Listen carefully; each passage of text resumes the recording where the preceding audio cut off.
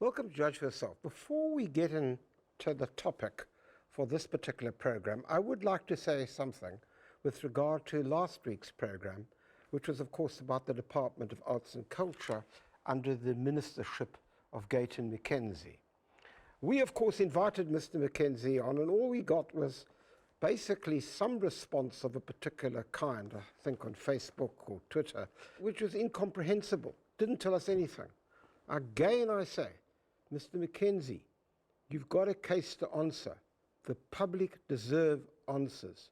Come onto the show and allow us to ask you those questions, and we'll give you plenty of time to be able to answer them and to tell us that we were wrong. Until then, we will continue to draw inferences.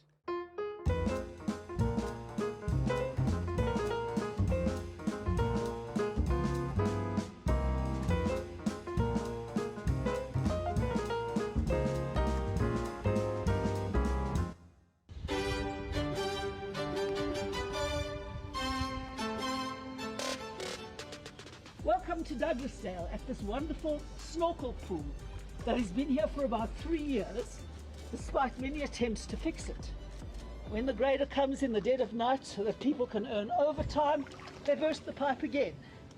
And here we are with a free and wonderful Saturday afternoon. We are aware that 3 years ago, the same area had the best, but we want to encourage our customers, especially in the area, that as and when there's any best, you need to report it immediately.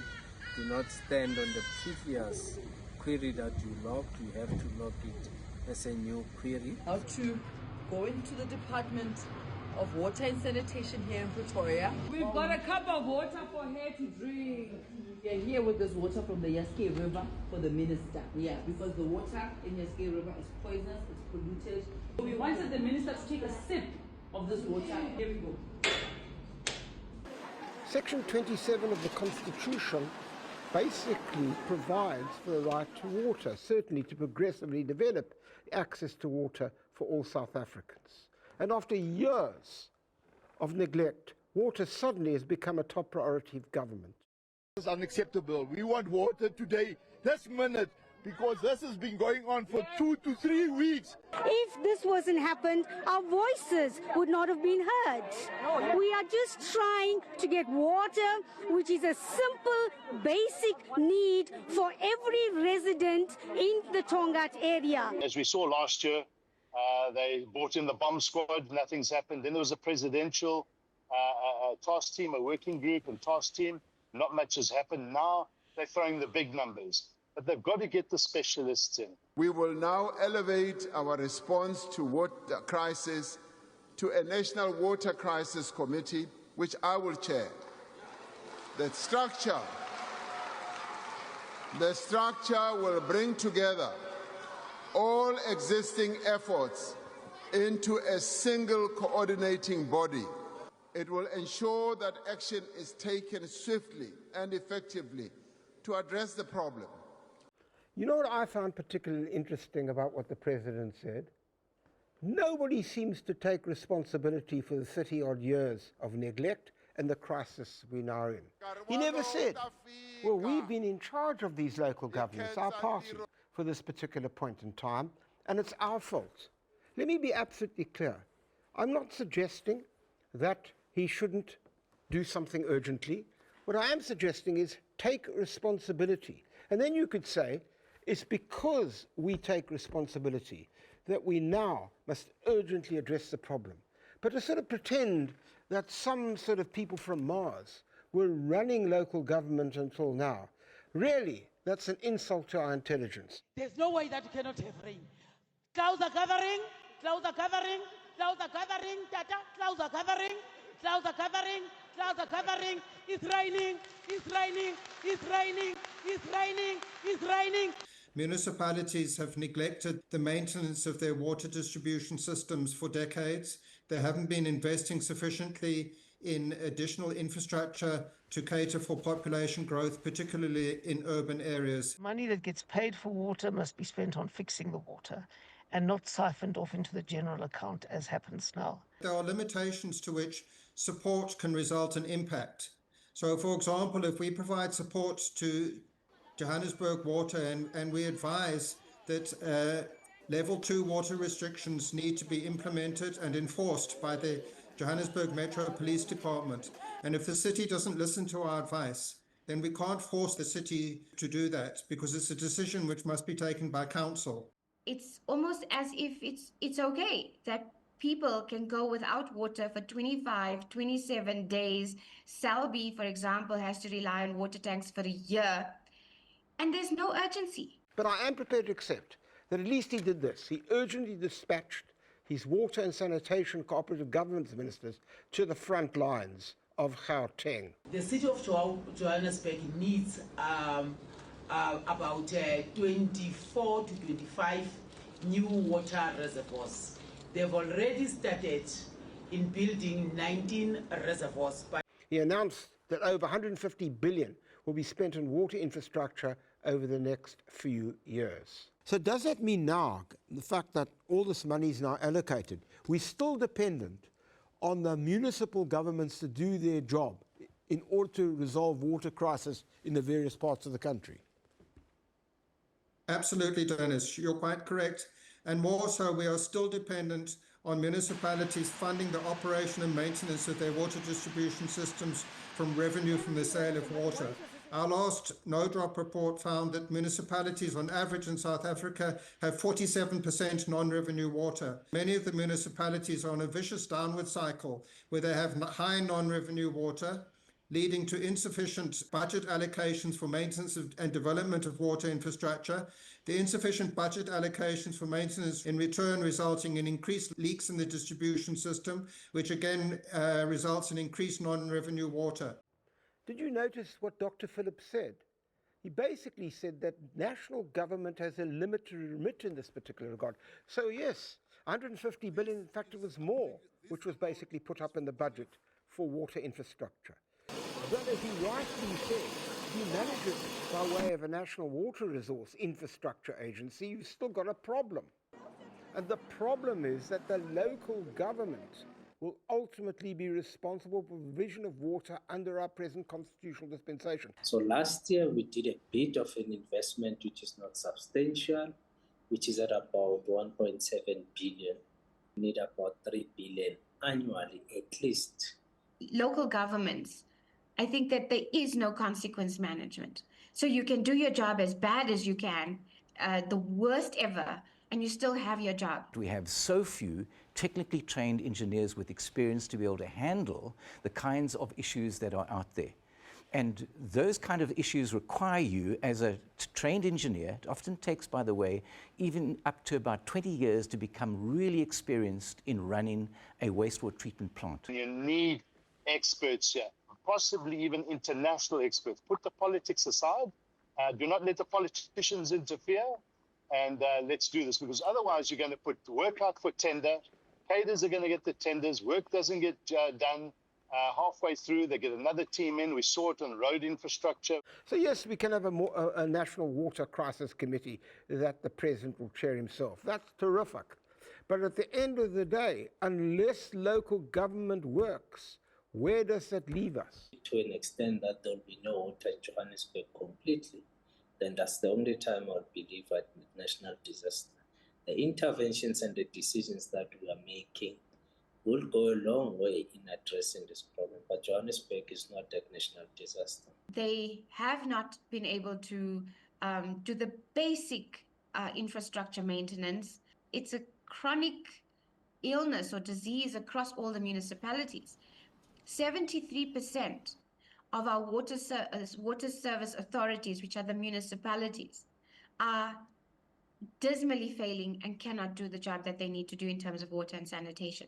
And after all of this neglect, we've now come to the situation that in many parts of the country, the taps are running dry. And yes, it's all very well complaining. I accept that. And as I've said already, there is the principle of accountability that the President elided over in his SONA address. But how did we actually get here? And much more important, and for the purpose of this program, the question must be asked, can government fix this problem? Can it ensure that our constitutional right to access to water actually takes place? In the early 2000s, engineers warned that South Africa's reliance on dams and river systems had left its water supply vulnerable to drought, poor maintenance and mismanagement.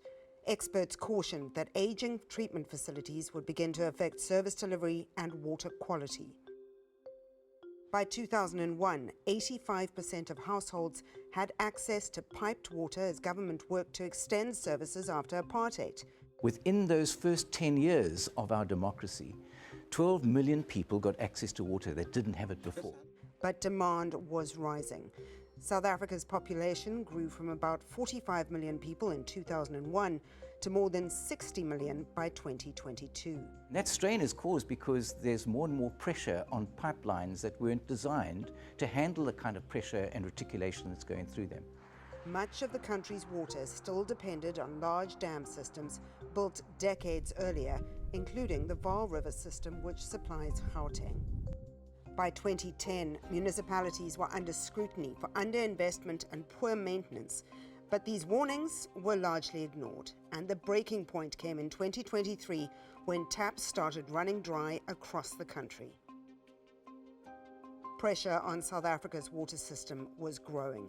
Population growth and expanding cities meant more water was needed every year. But the investment in new dams and infrastructure was slow. What has happened is that municipalities, after we have transferred money, they appoint contractors that don't have capacity to deliver. They don't terminate those contracts on time. So that is why now we are taking over. The indignity of having no water is now a daily reality. For some people 4 months, but for some of us 12 years already without water. Water is polluted, so we must die. We don't matter. We don't matter. Our children are not going to school because there's no water. Our babies are getting diarrhea because of no water. By the mid-2010s, the crisis became more visible. Between 2015 and 2018, severe drought pushed Cape Town close to day zero, when water would run out completely. In the city of Cape Town's metro is somewhat different because in this case, and maybe this is where what we've got to really look at in this debate, is that we look in long term. And some of the best engineers are sitting in the city of Cape Town. I know something quite well in the directorate and at senior management level. They haven't fallen asleep, they're looking long term. And of course that places a great deal of stress on the citizens in terms of the rates that have been increased and so on. But you're going to have to do that if we are going to make a long-term plan and to make water the absolute priority, because without that, you can't develop as a nation. In 2018, Cape Town dam levels fell to 21%, the lowest level during the drought. Across the country, communities began experiencing water cuts, tanker deliveries, and stricter restrictions. The drought had exposed how fragile South Africa's water system had become. In his State of the Nation address, President Cyril Ramaphosa committed to ramping up water infrastructure, enforcing maintenance, and strengthening oversight. But critics warn that years of delays and political inaction have left the country with very little room for error. This pool has been here on and off for 3 years. It's the result of a burst pipe. It's kept bursting again and again and again. Neighbors can't get out of their driveways. People have asked for the council to come and fix it. They came and fixed it with a front end loader and burst the pipe again. This is what people have to live with. We need nothing less than 400 billion to fix the water infrastructure, and surely we don't have that amount. So from early warnings decades ago to today's shortages and growing public anger and frustration, the question remains, will South Africans continue to bear the brunt of promises and politicking instead of real performance? We have held many inquiries, subpoena hearings, we've litigated. and we still don't see any improvement in the provision of services, and that needs to be addressed as a matter of urgency. Water is a necessity, it's a right. Water is not political. Doesn't matter what color you are, water is water, it's life. We pay for it, we demand it. We are paying, then they come and read our water meters yesterday. And we're like, what for? This is insane. My question is, when am I going to have water at night in Brixton? When will my community have water when I get home at 7 o'clock at night? When can I have a shower? You can smell me. I haven't had water for 24 days, but that apart, it's been a year that we don't have water at night. 6 o'clock in the morning to 5 o'clock in the afternoon, I have a trickle of water. Is it acceptable to you if it was in your suburb? The flurry of activity now indicates that government has woken up to the plight that residents have been living with for years. Can I tell you how bad it is? We come home from the hospital, my wife has just given birth, and you can understand how much sanitary is important after giving birth. No water, no answers, no communication. This is caused by frustration of not having running water when you wake up in the morning just to brush your teeth. We are the residents of our nation. We are paying our rates and taxes, but we can't get any water. For almost 3 months to have no water supply, it's against the Constitution. Without water, we can't actually operate. For first, it's the staff. It's a matter of hygiene. They can't do anything. We can't work because we don't have water to actually do our processes. To be honest, TikTok has been giving me more updates than them. I have prepared. I have a 20-litre. We do live in South Africa where we know that power and water is always an issue. And what makes it more shameful, you think about it, is that pensioners and those historically and presently disadvantaged have protested on the streets because of the parlous situation they're in. All of a sudden, there's an aha moment from the government. Why? Was that prompted by the local government elections which are about to take place this year? We are here from the ANC, one loaf, one family. So one loaf means a lot. They take it as if we're a side issue. That civil society and ordinary people are a side issue in this whole equation. And that, for me, is a concern. The record shows that for years, warnings were ignored. National and local governments knew about systemic failures. They did absolutely nothing. Red flags were raised. Money was diverted elsewhere. In Joburg, they spend 0.5% of the value of capital assets on maintenance, and it should be, according to Treasury norms, 8%. 8% is very hard to get to, but 0.5% is incredibly low, and no wonder they're all broken like that. Local government hasn't got the resources, the skills, or anything to do that now. I mean, there's a single one water engineer on the entire board of Joburg Water. The rest are cadres. Because water and sanitation, in terms of the Constitution, is an original municipal function, it can't be permanently taken over by the national government. So the Section 139 interventions have all been of limited duration, often with a dissolution of a council for 6 months and the appointment of an administrator. But what happens often then is that the situation deteriorates again when the council is reappointed and the administrator is removed. Johannesburg has spent the least of any city on repairs or maintenance. In the early 2000s, the National Department's briefings repeatedly warned about the heavy reliance on the valve system. By 2010, engineering reports warned that treatment plants were at breaking point, that pollution, sediment loads, the runoff from mining and the like were impacting the very quality of the water and making people sick. In 2011, the World Cup Legacy Report warned that Johannesburg's taps would run dry if demand wasn't changed. In 2019, the National Water Plan warned of a collapse by 2030 if 900 billion wasn't invested into infrastructure. Rand Water started issuing urgent alerts in October 2024 about systemic collapse. And one of the biggest problems of all is that the politicians who should be doing something to ensure that these particular distributors get their act together are obviously out of touch. In some instances, I had to go to a certain hotel so that I have to go to my commitments. We also go through the same inconveniences like any other person. In the French Revolution, when people were hungry and the king and queen were told people want bread, The Queen replied and said, well, let them eat cake. And that is exactly the kind of statement that Premier Lesotho has made.